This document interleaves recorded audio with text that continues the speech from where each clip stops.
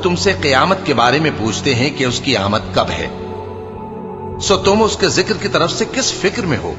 اس کا منتہا یعنی واقع ہونے کا وقت تمہارے پروردگار ہی کو معلوم ہے۔ جو شخص اس سے ڈر رکھتا ہے تم تو اسی کو ڈر سنانے والے ہو۔ جب وہ اس کو دیکھیں گے تو ایسا خیال کریں گے کہ گویا دنیا میں صرف ایک شام یا ایک صبح رہے۔ شروع اللہ کا نام لے کر جو بڑا مہربان نہایت رحم والا ہے۔ پیغمبر صلی اللہ علیہ وآلہ وسلم نے تیوری چڑھائی اور منہ پھیر لیا کہ ان کے پاس ایک نابینا آیا، اور تم کو کیا خبر، شاید وہ پاکیزگی حاصل کرتا یا وہ سمجھ جاتا تو تمہارا سمجھانا اسے فائدہ دیتا۔ اب وہ جو پرواہ نہیں کرتا سو اس کی طرف تو تم توجہ کرتے ہو، حالانکہ اگر وہ نہ سنورے تو تم پر کچھ الزام نہیں۔ اور وہ جو تمہارے پاس دوڑتا ہوا آیا اور وہ اللہ سے ڈرتا بھی ہے تو اس سے تم بے رخی کرتے ہو۔ دیکھو یہ قرآن نصیحت ہے، پس جو چاہے اسے یاد رکھے۔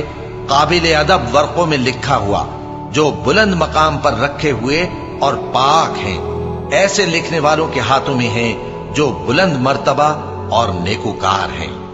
انسان مارا جائے، یہ کیسا ناشکرا ہے۔ اسے اللہ نے کس چیز سے بنایا؟ نطفے سے بنایا، پھر اس کا اندازہ مقرر کیا، پھر اس کے لیے رستہ آسان کر دیا، پھر اس کو موت دی سو اسے قبر میں پہنچایا، پھر وہ جب چاہے گا اسے اٹھا کھڑا کرے گا۔ کچھ شک نہیں کہ اللہ نے اسے جو حکم دیا اس نے اس پر عمل نہ کیا۔ تو انسان کو چاہیے کہ اپنے کھانے کی طرف نظر کرے۔ بے شک ہم ہی نے پانی برسایا، پھر ہم ہی نے زمین کو اچھی طرح پھاڑا، پھر ہم ہی نے اس میں اناج اگایا اور انگور اور ترکاری اور زیتون اور کھجوریں اور گھنے گھنے باغ اور میوے اور چارہ، یہ سب کچھ تمہارے اور تمہارے مویشیوں کے لیے بنایا۔ تو جب کانوں کو پھاڑنے والی آواز آئے گی اس دن آدمی اپنے بھائی سے دور بھاگے گا، اور اپنی ماں اور اپنے باپ سے اور اپنی بیوی اور اپنے بیٹوں سے بھی۔ ہر شخص اس روز ایک فکر میں ہوگا جو اسے سب سے بے نیاز کر دے گی۔ اور کتنے چہرے اس روز چمک رہے ہوں گے، خنداں و شاداں، یہ نیکوکار ہیں۔ اور اس روز کتنے چہرے ایسے ہوں گے جن پر گرد پڑ رہی ہوگی اور ان پر سیاہی چڑھ رہی ہوگی، یہی لوگ ہوں گے انکار کرنے والے بد کردار۔ شروع اللہ کا نام لے کر جو بڑا مہربان نہایت رحم والا ہے۔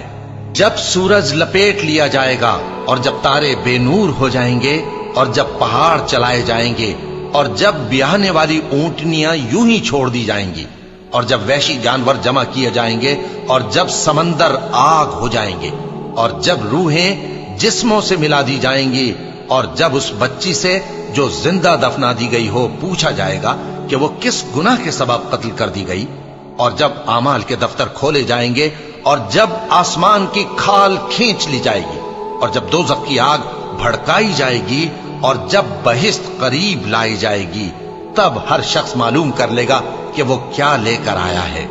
پس میں ان ستاروں کی قسم کھاتا ہوں جو پیچھے ہٹ جاتے ہیں اور جو سیر کرتے اور غائب ہو جاتے ہیں، اور رات کی قسم جب وہ پھیلنے لگتی ہے، اور صبح کی قسم جب وہ نمودار ہوتی ہے، کہ بے شک یہ قرآن اس فرشتہ عالی مقام کا سنایا ہوا پیغام ہے جو صاحب قوت ہے، مالک عرش کے ہاں اونچے درجے والا ہے، سردار ہے، ساتھ ہی امانت دار ہے۔ اور مکے والو، تمہارے رفیق یعنی ہمارے پیغمبر صلی اللہ علیہ وآلہ وسلم دیوانے نہیں ہیں، اور بے شک انہوں نے اس فرشتے کو آسمان کے کھلے کنارے پر دیکھا ہے، اور وہ غیب کی باتوں کے ظاہر کرنے میں بخیل نہیں، اور یہ کسی شیطان مردود کا کلام نہیں ہے۔